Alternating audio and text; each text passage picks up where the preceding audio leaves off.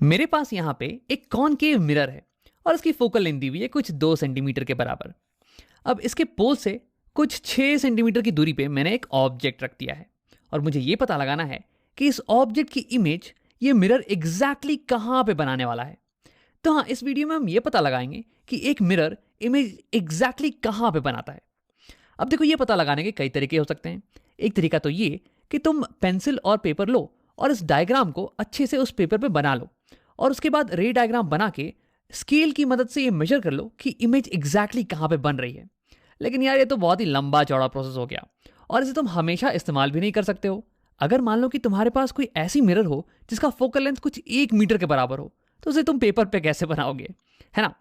तो देखो, यहाँ पे हमें मैथ्स का इस्तेमाल करना पड़ेगा और हम इस्तेमाल करने वाले मैथ्स की मदद से एक फॉर्मूले का।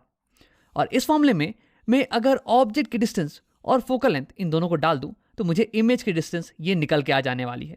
ये फॉर्मूला फोकस और इमेज की डिस्टेंस, फोकल लेंथ और इमेज की डिस्टेंस और ऑब्जेक्ट की डिस्टेंस, इन तीनों को रिलेट करता है। इन तीनों में से कोई भी 2 चीज़ों की वैल्यू अगर तुम डालोगे तो तीसरी चीज़ की वैल्यू आसानी से निकल के आ जाती है। अब देखो, इस वीडियो में मैं इस फॉर्मूले को डिराइव तो नहीं करने वाला हूं क्योंकि इसे हमने पहले ही डिराइव कर लिया है। इस वीडियो में हम केवल ये देखेंगे कि इस फॉर्मूले का इस्तेमाल कहां और कैसे किया जाए। वैसे मैं तुम्हें इस फॉर्मूले का नाम भी बता देता हूं। इस फॉर्मूले को हम बोलते हैं मिरर फॉर्मूला, और ऐसा इसलिए क्योंकि इस फॉर्मूले का इस्तेमाल हम मिरर्स के केस में करते हैं। अब आप इस फॉर्मूले के बारे में कुछ छोटी छोटी चीजें जानते हैं। सबसे पहली चीज तो ये कि इन सारी वेरिएबल्स का मतलब क्या है। देखो, ये छोटा f, स्मॉल f, ये बताता है फोकल लेंथ। फोकल लेंथ की वैल्यू यहां पे आएगी। ये v, ये बताता है इमेज डिस्टेंस, और ये u, ये बताता है ऑब्जेक्ट डिस्टेंस। ऑब्जेक्ट डिस्टेंस की वैल्यू यहां पे आएगी। अब दूसरी बात ये कि ये जो फॉर्मूला है ना, ये साइन सेंसिटिव है। मतलब कि इन सारी वेरिएबल्स की वैल्यू करेक्ट साइन के साथ हमें डालनी पड़ेगी, पॉजिटिव या नेगेटिव वैल्यूज के साथ।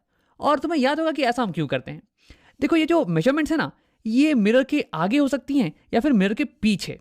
अब इन दोनों के बीच में डिफरेंशिएट करने के लिए एक को हम पॉजिटिव बोल देते हैं और एक को हम नेगेटिव बोल देते हैं, और इसलिए हमें करेक्ट साइन के साथ सारी वैल्यूज को इस फॉर्मूले में डालना पड़ेगा। वैसे तो तुम्हें याद होगा कि कैसे हम डिसाइड करेंगे कि कौन सी मेजरमेंट पॉजिटिव होगी और कौन सी मेजरमेंट नेगेटिव होगी। इसके बारे में हमने डिटेल में बात की थी साइन कन्वेंशन के वीडियो में। उसमें हमने कुछ रूल्स देखे थे। सबसे पहला रूल ये था कि सारी मेजरमेंट्स पोल से होगी, मिरर के पोल से। और उसे लिख लेते हैं, ये हो गई हमारी पोल, यहां से सारी मेजरमेंट्स होने वाली है।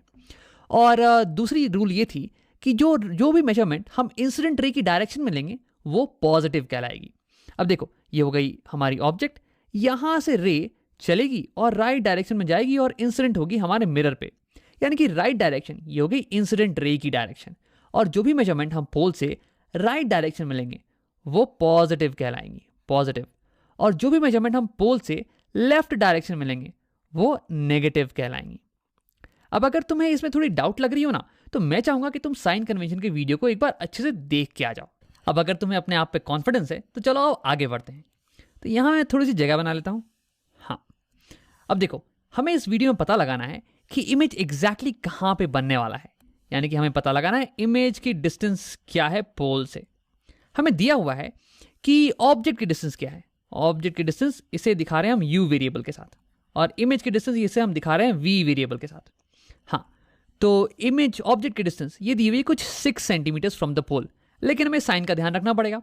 देखो, ये ऑब्जेक्ट जो है ये पोल से लेफ्ट डायरेक्शन में 6 सेंटीमीटर की दूरी पे है, और लेफ्ट ये हो गई नेगेटिव डायरेक्शन, ये इंसिडेंट रे के ऑपोजिट डायरेक्शन में है। तो यानी कि मैं लिखूंगा u is equal to -6 centimetres. अब आप बात करते हैं f के बारे में। इस फॉर्मूले में f भी तो है ना, तो मैं यहाँ पे लिख लूंगा f यानी कि फोकल लेंथ, और फोकल लेंथ ये जो फोकस है हमारा ये भी पोल से 2 सेंटीमीटर लेफ्ट डायरेक्शन में है, तो ये भी हो जाने वाला है -2 सेंटीमीटर। अब यहाँ के आगे फिजिक्स खत्म है, केवल अलजेब्रा बाकी है। हमें इन सारी वैल्यूज को इस फॉर्मूले में सब्स्टिट्यूट करना है और जो वेरिएबल बाकी है ना उसकी वैल्यू अपने आप निकल के आ जाने वाली है। तो आओ करते हैं। तो देखो, ये हो गया 1/f, 1/f, f की value -2 is equal to 1/v। अब v की वैल्यू तो हमें पता है नहीं, तो मैं 1/v को ऐसे ही लिख देने वाला हूं, प्लस 1/u, 1/u, और u की वैल्यू -6 सेंटीमीटर्स। देखो, मैं यहाँ पे सेंटीमीटर्स लिख नहीं रहा हूं क्योंकि सारी जो यूनिट्स है सेंटीमीटर्स में, तो यानी कि v की वैल्यू ये सेंटीमीटर्स में ही आने वाली है। ठीक है। अब देखो, दूसरी चीज ये कि ये प्लस और ये माइनस, इसे मैं हटा के plus into minus is minus, इसे मैं हटा के माइनस लिख देता हूँ। हाँ, अब देखो हम क्या करने वाले हैं कि हमें क्योंकि v निकालनी है ना, इसलिए मैं 1/v को एक साइड में ले आऊंगा और सारे नंबर्स को मैं दूसरे साइड में ले आऊंगा इक्वल टू साइन के। तो उसके लिए हम इक्वल टू साइन के दोनों साइड प्लस 1/6 करने वाले हैं, ताकि यहां से प्लस 1/6 और माइनस 1/6 गायब और प्लस 1/6 यहां पे आ जाए। तो आप लिखते हैं इक्वल टू के लेफ्ट हैंड साइड में आ जाएगा -1/2 और प्लस 1/6 प्लस 1/6 और इक्वल टू के इस साइड में यहां बच गया 1/v। यहां पे क्योंकि मैंने प्लस 1/6 कर दिया था, वो इस माइनस 1/6 को कैंसिल आउट कर देगा और केवल ये बच जाने वाला है। अब आओ इससे हम निकालते हैं कि ये फाइनली कितना आता है। तो ये हो जाने वाला है, देखो इन फ्रैक्शन को अगर हम सॉल्व करें तो ये कॉमन डिनोमिनेटर हम लेंगे, 2 और 6 का कॉमन डिनोमिनेटर हो गया 6, और यहाँ पे देखो इसे हमें बराबर करना पड़ेगा 6 के, तो इसलिए मैं मल्टीप्लाई कर दूंगा ऊपर नीचे 3 से, इंटू 3 और इंटू 3। हाँ, 3 to the 6 और ये ऊपर में बच जाएगा -3। आओ लिख लेते हैं इसे, -3 + 1, ये बराबर हो गया 1/v के, 1/v के। अब इसकी वैल्यू हो जाएगी -3 + 1, ये हो गया -2, -2/6। इसे मैं यहां लिख लेता हूं, 1/v बराबर आ गया -2/6 के। इसे हम थोड़ा सा और सिंप्लीफाई कर सकते हैं।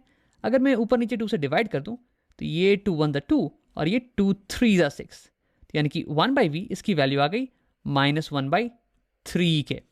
तो यानी कि अगर मैं इसका रेसिप्रोकल ले लूं तो v की वैल्यू आ जाती है -3। और हाँ, ध्यान रखना कि सारे यूनिट जो है सेंटीमीटर्स में है, तो यानी कि v की वैल्यू आ रही है -3 सेंटीमीटर्स। इसका मतलब ये हुआ कि हमारी इमेज ये पोल से कुछ 3 सेंटीमीटर की दूरी पे बनने वाली है। लेकिन क्या तुम बता सकते हो कि वो किस साइड बनेगी, मिरर के आगे या मिरर के पीछे? तो देखो, क्योंकि हमारा साइन आ रहा है माइनस, इसका मतलब इमेज ये इस साइड बनने वाली है, मिरर के आगे 3 सेंटीमीटर की दूरी पे।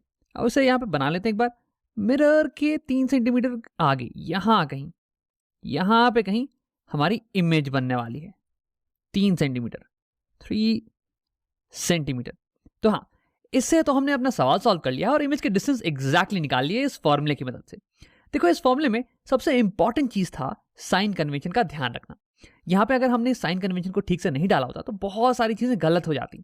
देखो, जब मैं यहाँ पे बोल रहा हूँ कि ऑब्जेक्ट डिस्टेंस ये -6 सेंटीमीटर है, इसका मतलब कि मैं फॉर्मूले को ये बता रहा हूँ कि ऑब्जेक्ट जो है ना वो मिरर से के आगे लाई कर रहा है। अगर यहीं पे मैं ऑब्जेक्ट डिस्टेंस में +6 सेंटीमीटर लिख देता तो मेरे फॉर्मूले को लगता कि ऑब्जेक्ट ये मिरर के पीछे लाई कर रहा है।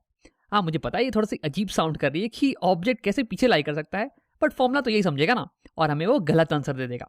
अब सिमिलरली क्योंकि मैं यहाँ पे बोल रहा हूँ कि फोकस ये -2 सेंटीमीटर पे है, तो यानी कि फॉर्मूला मेरा ये समझ रहा है कि हम यहाँ पे कॉनकेव मिरर से डील कर रहे हैं, क्योंकि कॉनकेव मिरर की फोकस जो है ना वो आगे होती है। अब अगर यहाँ पे मैंने फोकस ये +2 सेंटीमीटर डाल दिया होता तो मेरे फॉर्मूले को लगता कि हम यहाँ पे कॉन्वेक्स मिरर से डील कर रहे हैं, क्योंकि कॉन्वेक्स मिरर की फोकस ये सेम डायरेक्शन में होती है इंसिडेंट रे के पॉजिटिव डायरेक्शन में। तो यहाँ पे हमने अपना सवाल तो सॉल्व कर लिया है, हमने एग्जैक्टली पता लगा लिया कि इमेज कहाँ पे बनने वाली है इस केस में। देखो, कभी भी किसी भी मिरर के केस में अगर तुम्हें 2 चीजें दी हुई हो, फोकल लेंथ, इमेज डिस्टेंस या फिर ऑब्जेक्ट डिस्टेंस में से कोई भी 2 चीजें दी हुई हो और तीसरी चीज के बारे में पूछा जा रहा हो, तो उस केस में तुम मिरर फॉर्मूले का इस्तेमाल करना और आंसर आसानी से निकाल लेना। लेकिन हाँ, साइन कन्वेंशन का इस्तेमाल करना मत भूलना। देखो, यहाँ पे हम जो साइन कन्वेंशन का इस्तेमाल कर रहे हैं वो ये कहता है कि इंसिडेंट डायरेक्शन में हम पॉजिटिव लेने वाले हैं। अब देखो, तुम किसी और साइन कन्वेंशन को फॉलो कर सकते हो। तुम्हारा कन्वेंशन ये कह सकता है कि इंसिडेंट डायरेक्शन इसे मैं नेगेटिव मानने वाला हूं, तो उस केस में साइंस पलट जाने वाले हैं। लेकिन तुम्हारा आंसर अभी भी यही कहेगा कि इमेज 3 सेंटीमीटर आगे बन रही है मिरर के। तो यानी कि बॉटम लाइन ये है कि किसी भी साइन कन्वेंशन का फॉलो करो, जब तक तुम शुरुआत से लेकर अंत तक उसे अच्छे से फॉलो कर रहे हो तब तक तुम्हारी आंसर बिल्कुल ही सही आने वाली है। मेरे तरह जल्दीबाजी में गलती मत कर बैठना, क्योंकि मैं बहुत ज्यादा सिली मिस्टेक्स करता हूं, इसलिए साइन कन्वेंशन का ध्यान रखना बहुत ही इंपॉर्टेंट है।